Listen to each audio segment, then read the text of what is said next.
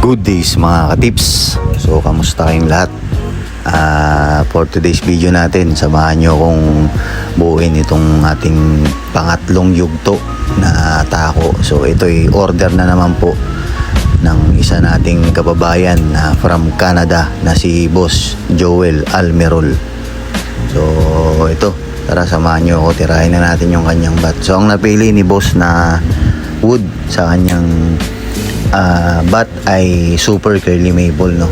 So ang concept ni Boss, gusto niya parang SP2 yung handle, nasa baba, medyo mahaba yung handle. Gusto niya medyo nandun sa may pinaka dulo kasi malimit dun daw siya nakahawak para nararamdaman niya yung grip na nasa dulo. So ito, tara tirahin na natin yung handle ni Boss. So shout out nga pala sa ating mga magigiting na Q-maker sa Pinas, no? So sana balang araw magkaroon ho tayo ng exhibit na mga Q-maker dito sa Pinas, no? Maganda siguro yun. Lahat po ng mga Q-maker, no, magpe-present po ng kanilang mga obra maestra na tako. So para hindi lang po sa ibang bansa, kahit dito po sa atin meron din, kasi marami naman po tayong magagaling na Q-maker dito. Tayo po ay aspiring pa lang. So balang araw baka makasali tayo pag tayo po ay medyo nagkaroon na ng maraming experience sa pagbibuild ng tako, no? So mabuhay po yung mga Q-maker natin, lalo na yung mga matatagal na sa industriya. Sana po ay magkaroon tayo ng ganon exhibit ng mga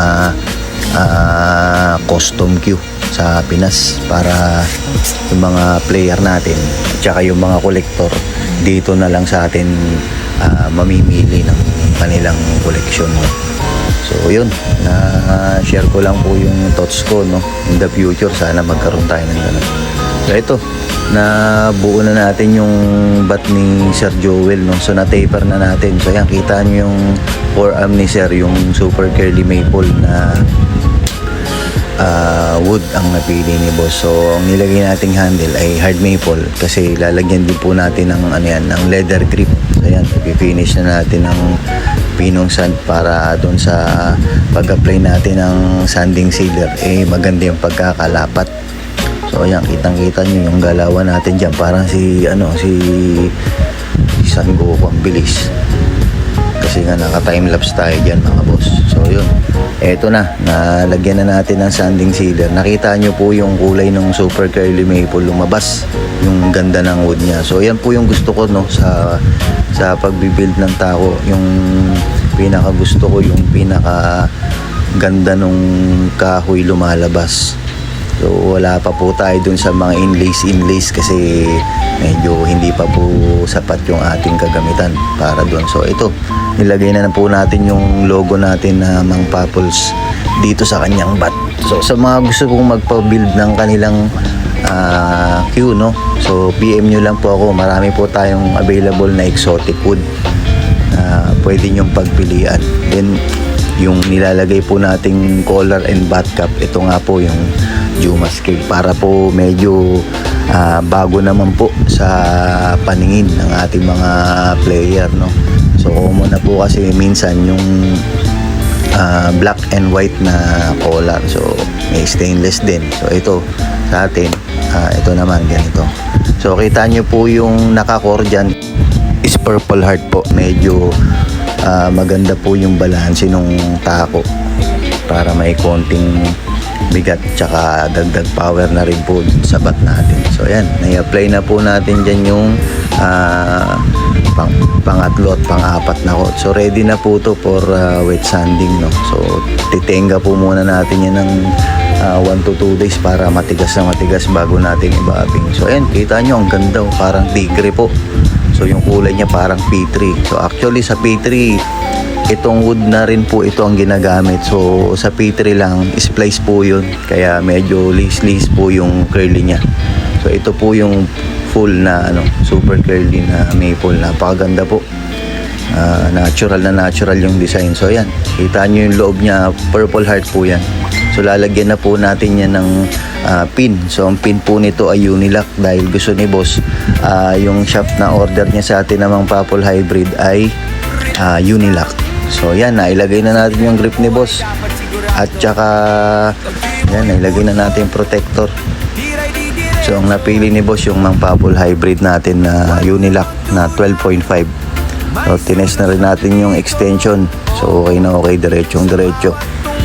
So yun, sa mga gusto pong umorder, PM nyo lang po ako sa page ko. Marami pa po tayong gagawing bat na iba't ibang design. So pangatlo na po ito sa tinira natin, no? Order naman po ito going to Canada. So nagpapasalamat tayo kay Papa G, kahit na tayo po ay aspiring pa lang na queue maker, ay may tumatangkilik na po sa gawa natin, which is pinagbubuti po natin, no? Para po hindi naman po din sayang yung pera nila na ibabayad sa atin. So ayan, kita nyo, ang ganda naman ng kinalabasan, no?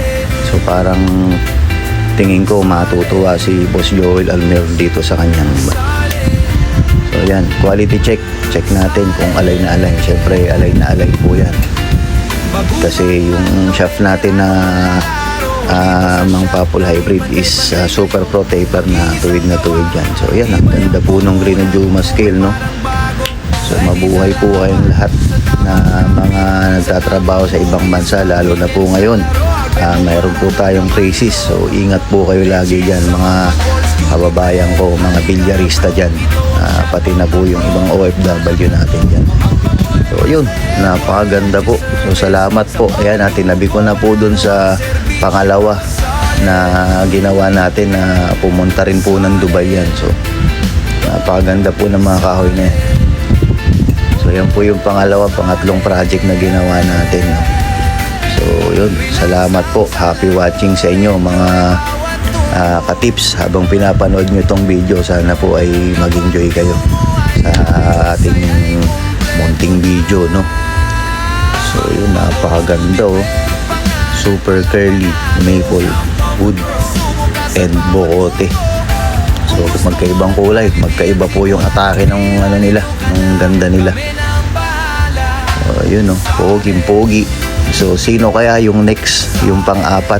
Kanino po kaya mapupunta yung ating pang-apat na gagawing project? So yun, salamat sa iyo, Boss Joel Almerol from Canada. Thank you.